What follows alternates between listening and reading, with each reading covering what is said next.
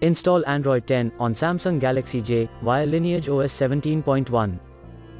Please check the description for important notes and all the download links. First, download ROM and GApps packages, then transfer the downloaded files to the phone storage. Link is in the description below. Step 2. Boot your device into TWRP recovery.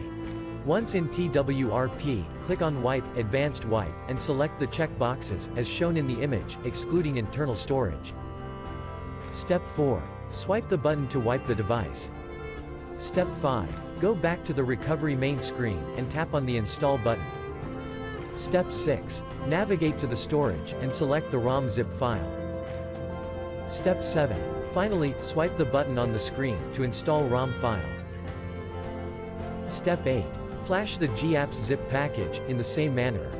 Step 9. After GApps flashing completes, select Wipe Cache and Dalvik from bottom left side of screen, and swipe to wipe.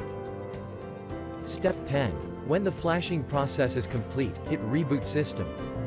That's it, you have successfully installed the ROM on your device.